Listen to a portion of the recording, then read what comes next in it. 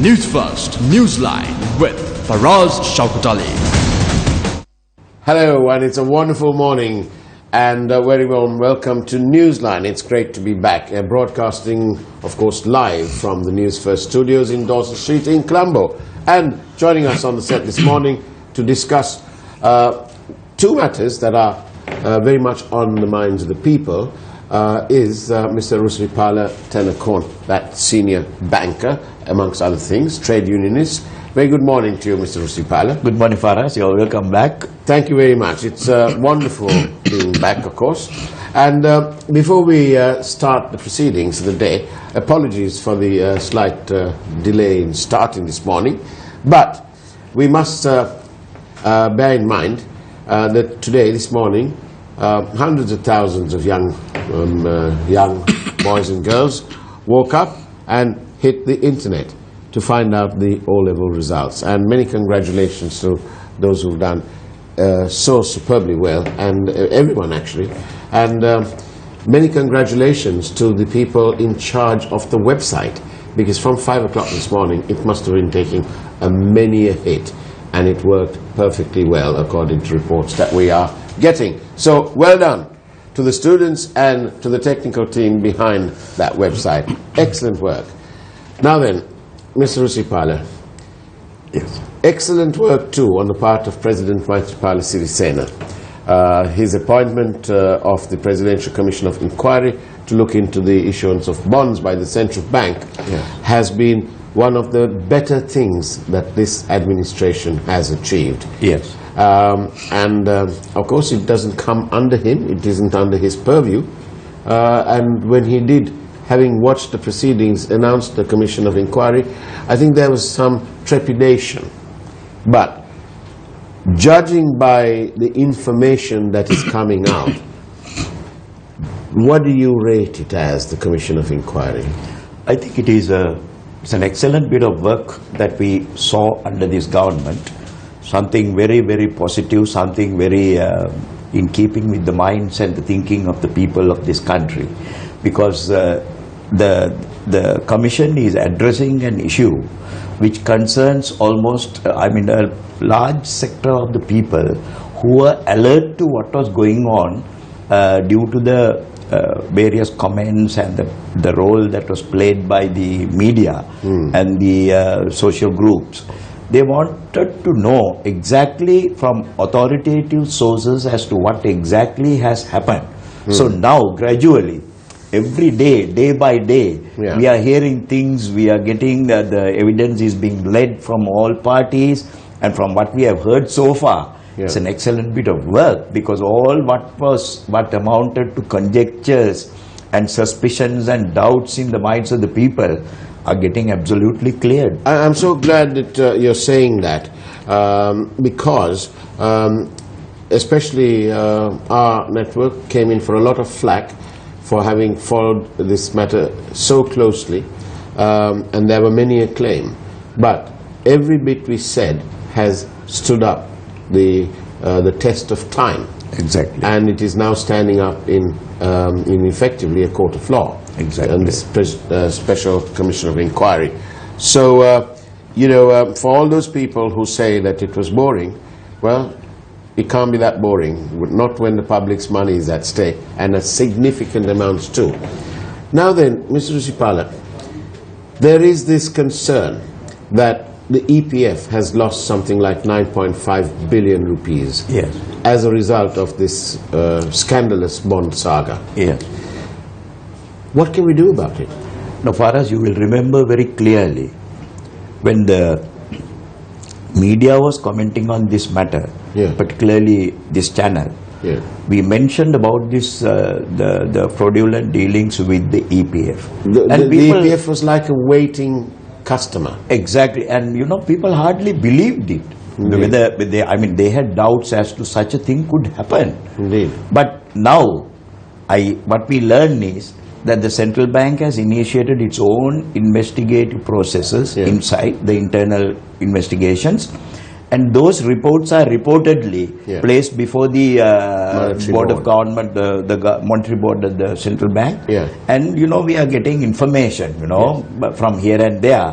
What is stated there.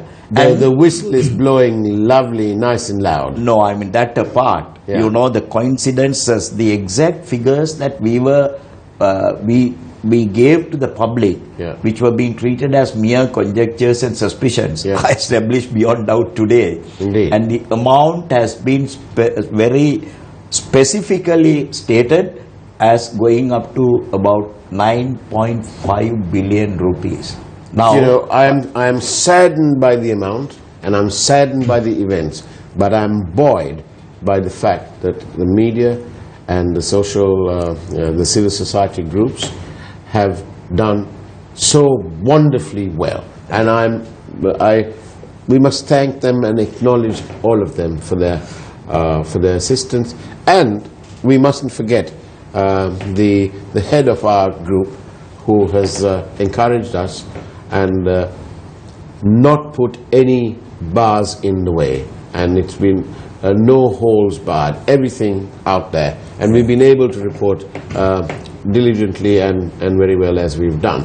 But Mr. Risipala, the point is this: 9.5 billion rupees of the people's hard-earned monies has been lost, has been spirited away to the bulk of it to some private company. Yes. And some others too. You could call them partners in crime, for want of a better word. But are they going to get away with it? Well, recalling the days that we were mentioning about these amounts and talking about the EPF, we were merely working on basic principles like, the little physics that we learned those days. Heat lost is equal to heat gain. And when we found that there was a report reporting that this alleged company, Perpetual Treasuries, has earned a profit of running to about 13 billion. That's right, just under 13 billion. Under 13 billion. We were wondering where where the losses occurred for them to gain. In the meantime, Mr. Risipala, sorry, this appears to be a serious financial fraud, saga, scandal, whatever you want to call it. But there is some question. It's nearly 13 billion rupees of unusual profits, windfall gains, public interest litigator from the past, just to call it. But these public interest litigators are all very quiet. And it's been left to some of the media, led by us, proud to say, that we are following this matter. But the problem is, Mr. Risipala, nearly 13 billion. Confirmed losses of 9.5 billion to the EPF, according to that report. Yes. But sadly, the senior managers at the central bank have deemed it fit only to issue show cause letters. Surely, and these people, there are two persons allegedly responsible for this close link with the EPF. They're still in place, doing the same job. Yes. That sounds terribly unfair to me. It sounds, definitely. I think it gives a feeling that they are acting too cautiously in this matter, and there is no reason to be so, because the domestic inquiry procedures and the public interest and the rules and regulations governing the employees of the central bank are wide enough to take action against these people as preliminary steps. But I don't know, for some reason or the other, the Board of Governors of the central bank appear to be taking action in a very cautious manner. Let us wait and see. Anyway, this is not the end. No, it's certainly not the end. It's more like the beginning of the end. Exactly. And what I'd like to do also, Mr. Risipala, is to point out and wonder at the closeness of the people, the beneficial owners of perpetual treasuries, to the entire gamut, to the whole system. They seem to be.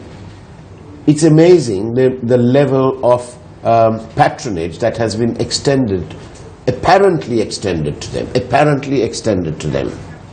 This is something which worries everybody. I must say, for us, there is a very growing concern about this particular aspect. Indeed, because they're so ingrained into the system that there was this audacity of playing the system without any fear, because they knew that at the end of the day they were going to get away with it.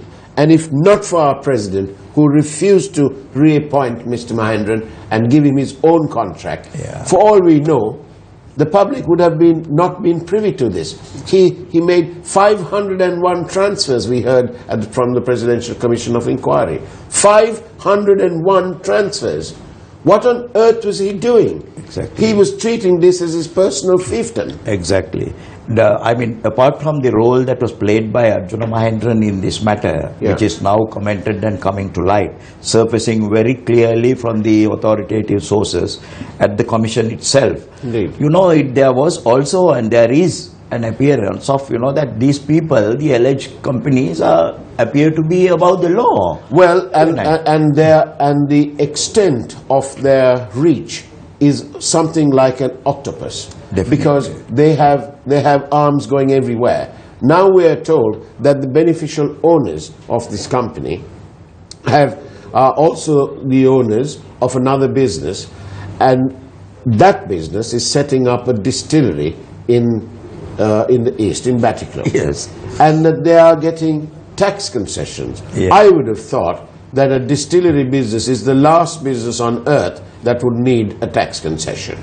Apart from the tax concession, there is a hell of a lot of incongruency arising out of this liquor business. Indeed. Because the government, as a declared principal policy of the government, is against alcohol and also smoking cigarettes and things like that.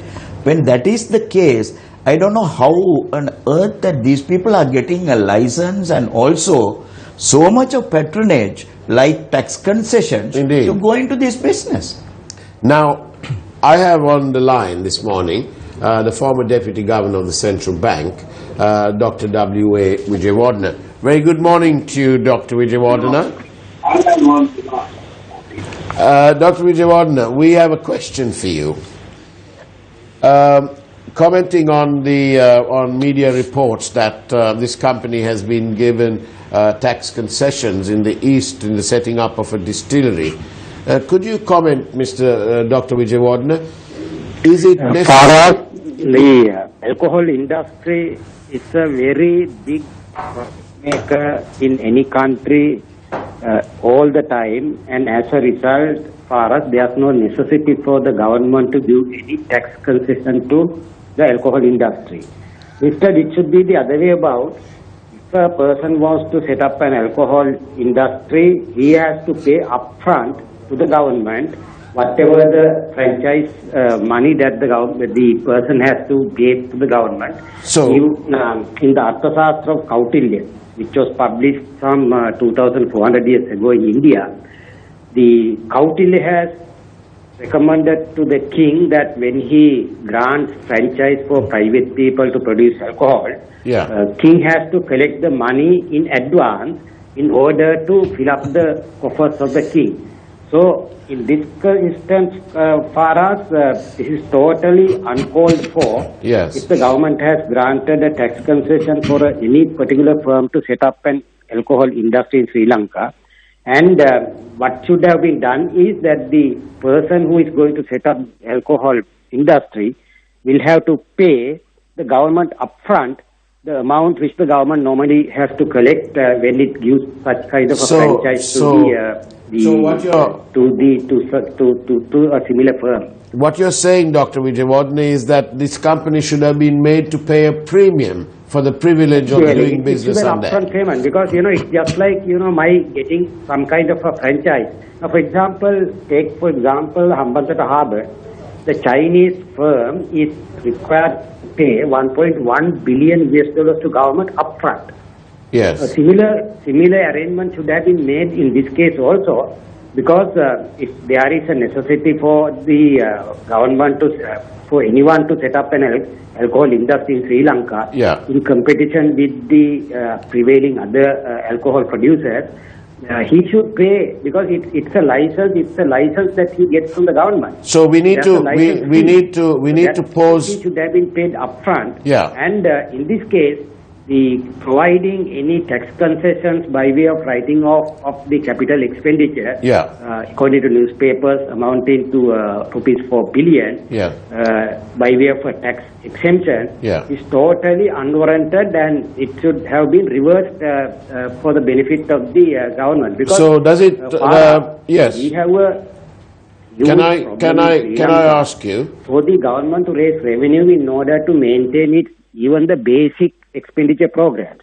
And we all know the government doesn't have money even to pay the repay the debt and also pay interest on public debt, because the total commitments on account of repayment of debt and payment of interest is about 95% of the revenue of the government. I see. If the government is actually faced with a constraint like that, the government has to collect money as much as possible from all the possible sources.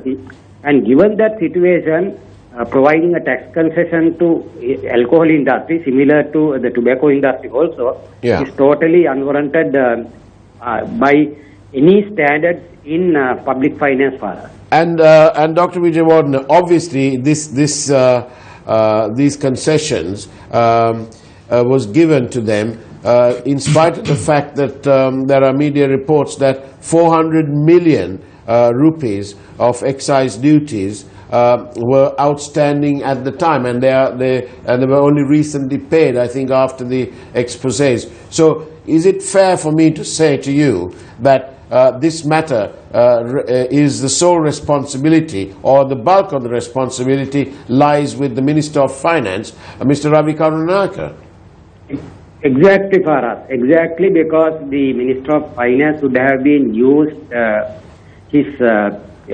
the normal, because it's the responsibility of the Minister of Finance to collect the revenue for with the government expenditure program, and he would have used his due diligence when this kind of a tax concession had been granted to an alcohol producing firm. You know, I agree with you, but, you know, I have my own personal comment to make on this, and that is that when the minister is busy accommodating his friends and associates and trying to please everybody, at some point or other, one somehow seems to have lost the focus of attention, and that focus of attention should have been on the public's purse, not on anybody else's purse. And that is the way it is. That is what has happened. Dr. Wijewardena, thank you very much for joining Newsline this morning. We appreciate your time. Now then, Mr. Rusipal, I've got another question about the bond matter.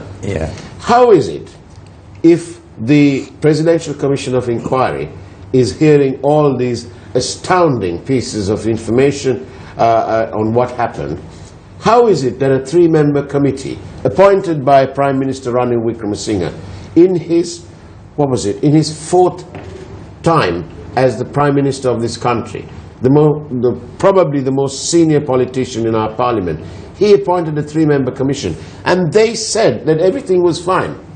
They of course asked for a inquiry into perpetual treasuries. But how come? Don't you think that if those three members of the committee got it wrong, or were asked to get it wrong, or whatever they did, but they got it wrong, don't you think that they should be debarred and they shouldn't be practicing as lawyers? Well, these are all questions that come to the minds of the people, the justice-seeking public of this country. From the time this commission or so-called committee was appointed, it was a totally unwarranted thing, and it was not anything that was acceptable to even to the parliament. This committee was appointed at the instigations of the Prime Minister, and he wanted to do it before something else was being done. A more appropriate action would have been taken at that time. You know, this entire thing, there is something going beyond this committee for us, which most of us forget. Now, don't forget that 27th February 2015 was the first bond scam. Indeed. And this investigation by the 3 committee people was on that issue. Yes. And because it was not done properly and in the appropriate manner, there was an opening for a second bigger bond scam in March 2016. It appears that that was the collateral, that was a premeditated action. I think To pave the way to rob the treasury, Exactly. to rob the people of even more money. if anybody, Dissatisfied with what they did in February 2015, and their avariciousness reached new heights that led to them leaving the way open for March 2016. the action that was taken on in February was totally contributory to the second episode that took place. Therefore, it is not the lawyers' committee that should be held responsible. We have a Balliol educated member from the Oxford University, and Professor Rajiva Vijay Singh said the other day, a couple of weeks ago, that he was, a shame on the university, apart from his family and so on. But my real question here is, why is it that so much of political patronage is extended to Mr. Mahendran and to the others by no less a person than the Prime Minister of this country? I think this is the reason that led to the President to appoint this commission in the end. And how come, Mr. Risipala, you are also a political analyst, and because we're running out of time, how come that members of the United National Party are not asking for a change of the leader? I think it appears that there is a lot of dissatisfaction which is not surfacing. But let me tell you one thing for us. Yeah. Looking at the tax concessions, looking at the liquor business, the licensing, new licenses being issued, it appears to me that there is a government within a government. Similar to the government within the government that the SLFP Exactly. had to cope with under Dr. N.M. Pereira and so on with the LSSP. In the mid-70s. That's right. In the mid-70s. Because there it was a government within the government. And that made them leave the government Indeed. at that time. Well, I think this is what happened here. I think the but- history repeats. It certainly is, but Mrs. Sirisena isn't letting Mr. Wickremesinghe get away with it. I think because so. I think there was a profound belief that Mr. Wickremesinghe would be able to override and reduce the presidency to some sort of a puppet on a string, accepting that this puppet had a life all on its own. Yeah. And Mr. Wickremesinghe is now realizing that. But as a result, of course, the public have had to lose money, and the corruption has grown and grown. One other point. This Minister of Finance, no sooner than they came in, he taxed, backdated, and taxed people with something called a super gains tax. He said that these businesses had made unusual profits, and they were ill-gotten gains, and he would balance the books by using this. I met somebody from an upstanding company. You couldn't get them whiter than that. And that gentleman was bemoaning that his group had to pay that money. I asked him why he paid it, shouldn't he have gone to the Supreme Court on a fundamental rights matter? And he said, well, I didn't want to upset the apple cart, but this is what happened. Now, if you can have super gains tax like that, why not have a backdated special super gains or whatever gain tax it is on all primary dealers, everybody who made over 900 million rupees in any 1 year? It's a very, very important question. It would save so much money, wouldn't it? Yes. And you see, just touching on what you said about this finance minister, in the Sri Lanka history, we don't have a finance minister who has made such a serious number of errors in his short spell of time as the Minister of Finance. From the beginning, from day one, see the things that he has reversed, not done, the things he has reversed, or he had to reverse, or he was forced to reverse.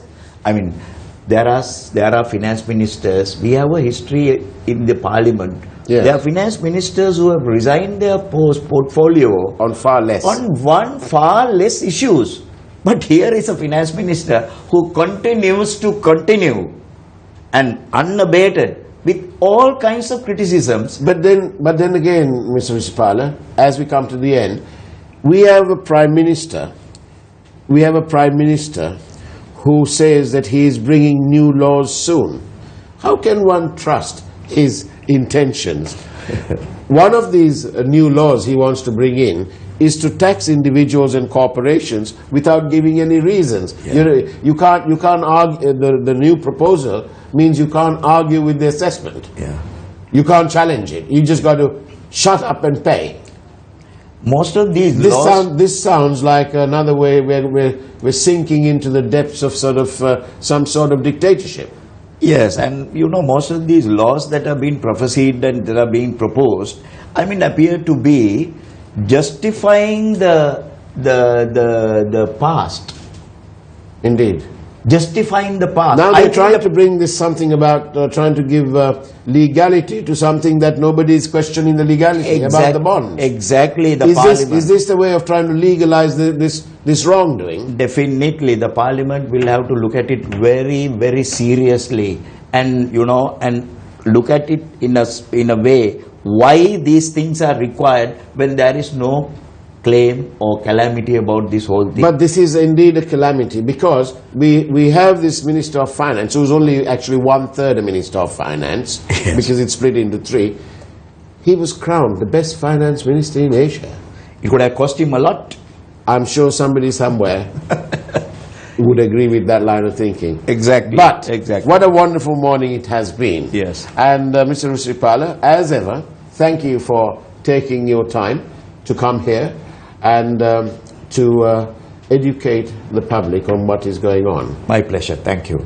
The public really do need to keep an eye on the ball, don't they? Yes. Yes. On that note, thank you for watching Newsline. Have a great week ahead of you, and we'll be back again, same time, same place, helping you stay connected. You can tune in on SFM and listen to Talk of the Town. Mr. Risipala will be on that in a few minutes' time. Take care, have a great day, and God bless.